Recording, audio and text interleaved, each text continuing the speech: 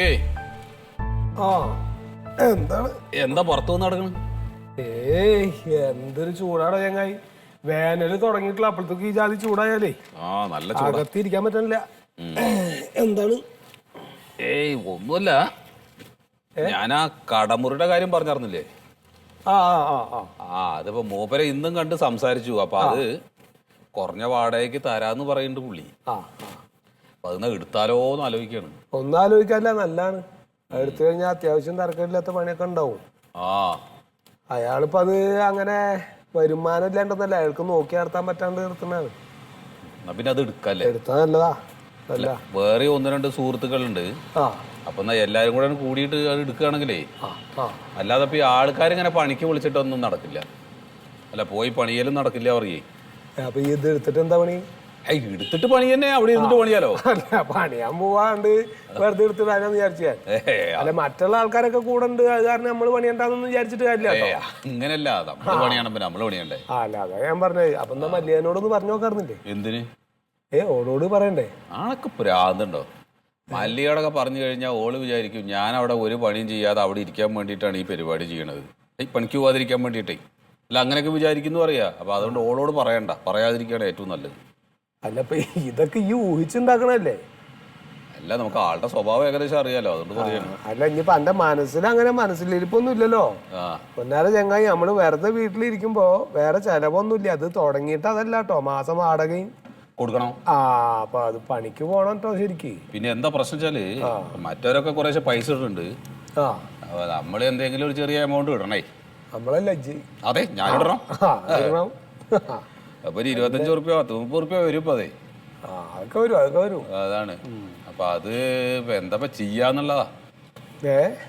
ആ പൈസക്ക് ഇപ്പൊ എന്തെങ്കിലും ഒരു വഴി നമ്മള് കാണണ്ടേ? നമ്മളല്ലടോ ഇജ്ജ് കാണണെന്നേ. ഇത് എന്തൊക്കെ പറയണേനെ പറഞ്ഞ ഇന്ന കൂടെ കൂട്ടണേ. അല്ല, പറയാ. അല്ല, ഇനി അങ്ങനെ പറയണ്ട, ഈ എന്നെ സ്വയം അതിന് കണ്ടെത്തണം ഒരു വഴി. അല്ലെ, എനിക്കിപ്പോ വേറെ ആരോടും പറയാനില്ലല്ലോ. അല്ല, ഈ പറയണോണ്ട് തരക്കേടൊന്നുമില്ല. ഇന്റെ ഒന്നും പ്രതീക്ഷിക്കാഞ്ഞാ മതി.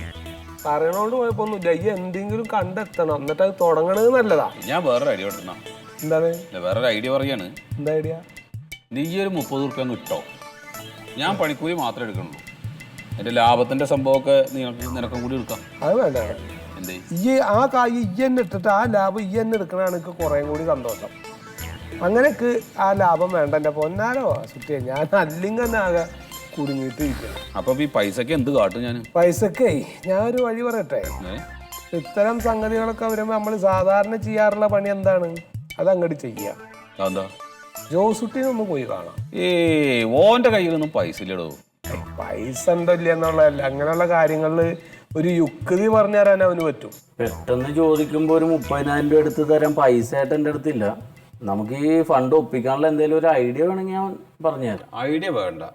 അല്ലാതെ പൈസ ഉണ്ടാക്കാനുള്ള ഏർപ്പാടാണ്, പൊളിക്കാനുള്ളതല്ലേ. അപ്പൊ എന്റെ ഐഡിയ നീ ഇന്നുവരെ എടുത്തിട്ടില്ല, ഒരു കാര്യം നടത്തിയിട്ടില്ല. അല്ല, അതെ, നമ്മളിപ്പോ ഇങ്ങനെ ഇതന്നെ പറഞ്ഞോണ്ടിരുന്നിട്ടില്ല. ഒരു കാര്യം പറയട്ടെ. അല്ല, എന്റെ ഒരു അഭിപ്രായം, നീ ഒരു ഐഡിയ പറയാന്ന് പറഞ്ഞോണ്ട് ഞാൻ പറയാണ് കേട്ടോ. ഞാൻ ആ മിഷീൻ അടിച്ചിട്ട് ഉണ്ടാക്കിയ വരുമാനത്തിൽ നിന്ന് കുറേശ്ശെ നീക്കി വെച്ചൊരു കുറി ചേർന്നുണ്ടായിരുന്നു. അതൊരു 30,000 രൂപ എനിക്ക് അടുത്ത് കിട്ടി. പിന്നെന്തിനാ അന്വേഷിച്ച് നടക്കണത്? പറഞ്ഞു തീരട്ടെ, എന്നിട്ട് എന്തിനും ചെയ്യാൻ പറ്റുമോ നോക്ക്. അല്ല, ഈ ഒരു ഐഡിയ ഉണ്ടെന്ന് പറഞ്ഞോണ്ട് പറയാം. പൈസ തന്നെ പിന്നെ കുഴപ്പമില്ല പറയട്ടോ ചങ്ങായി. ആ 30,000 ഉറുപ്പ്യ ഇപ്പൊ ഇന്ത്യയിലല്ല ഉള്ളത്, റസിയാടയിലാണ്. ഇങ്ങക്ക് പലതവണ ഞാൻ കായ് തന്നിട്ടുണ്ട്, ഇനിയും കായ് എനിക്ക് ഇങ്ങോട്ട് തരാനാണ്, അതുകൊണ്ട് ഇത് ഞാൻ തരൂല എന്നും പറഞ്ഞിട്ട് അനവധി തവണ ഞാൻ ചോദിച്ചിട്ടും ആ കായ് എനിക്ക് കിട്ടിയിട്ടില്ല. റസിയാടെ അടുത്തല്ലേ? അത് മറ്റേ LIC അടച്ച പോലെയാണ്.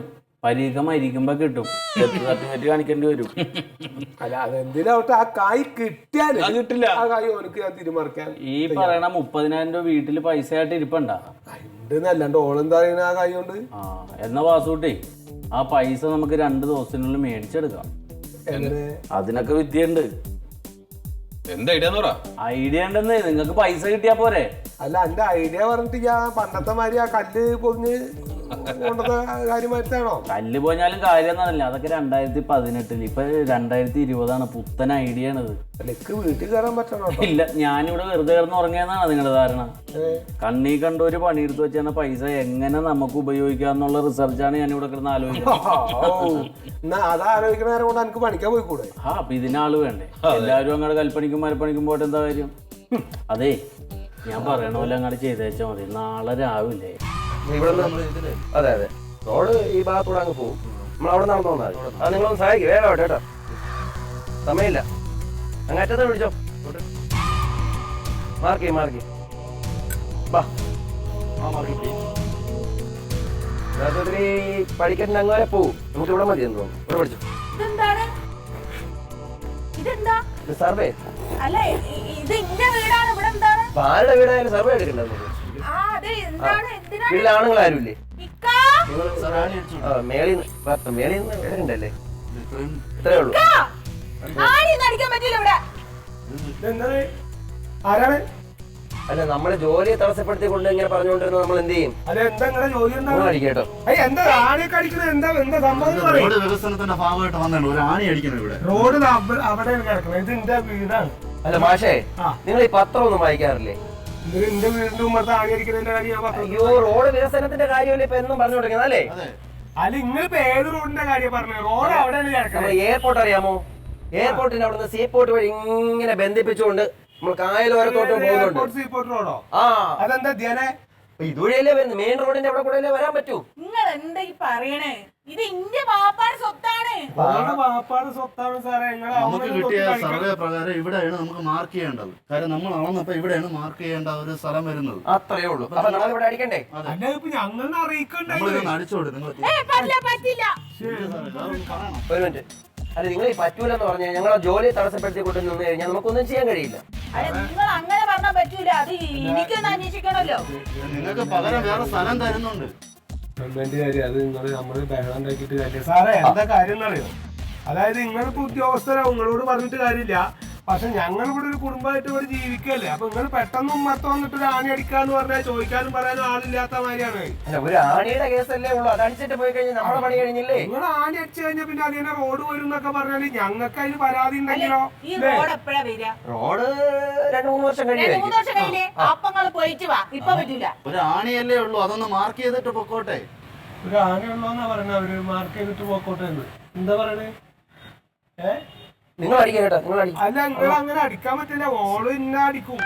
ആണി ഇവിടെ ഇരുന്നോട്ടെ, നിങ്ങൾക്ക് വല്ലതും കുഴപ്പമുണ്ടോ? പിന്നീടുള്ള കാര്യം പിന്നീടല്ലേ. എനിക്കറിയാം എന്താ വേണ്ട. നിങ്ങൾ എവിടെ ആന അടിച്ചിട്ട് പോയിക്കോ. നിങ്ങളുടെ ജോലി കളയാൻ പറ്റുമോ ഞാനും നോക്കട്ടെ. ഇവിടെ കൂടെ റോഡ് വന്നാണല്ലോ ഗുണം എന്ന് പറഞ്ഞാൽ നിങ്ങൾക്ക് കാർ വാങ്ങിച്ച വീട്ടിന്റെ അവിടെ തന്നെ ഇറക്കി അങ്ങ് കൂടെ. വളരെ എളുപ്പമല്ലേ കാര്യങ്ങളൊക്കെ?